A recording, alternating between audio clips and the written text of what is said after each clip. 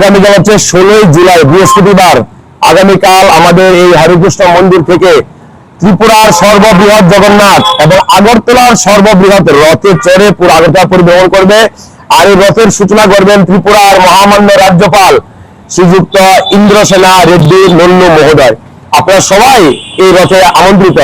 বৃষ্টির জন্য কিছু কাজ আমাদের দিলে হচ্ছে, তো আমি জানি জগন্নাথের কৃপায় সব ঠিক হয়ে যাবে। আপনারা সবাই আসবেন, কারণ ভক্ত আর ভগবানের মিলন মেলা হচ্ছে এই রথযাত্রা, যেখানে জাতি বর্ণ নির্বিশেষে সবাই আমরা মিলে একাকার হয়ে যাই।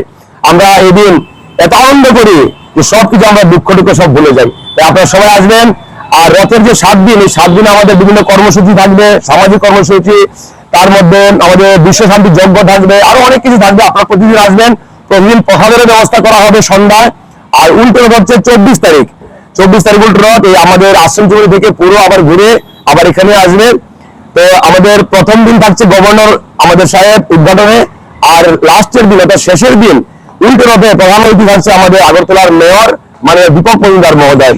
তো এই গুন্ডিচা মন্দিরকে বলা হয় সুন্দরাচল বা বৃন্দাবন। তাই আপনারা সবাই এই বৃন্দাবনে 9 দিন ভগবানকে দর্শন করার সুযোগ পাচ্ছেন।